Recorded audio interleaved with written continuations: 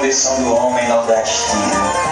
Os homens começam com medo, coitados, e terminam por fazer o que não presta, quase sem querer.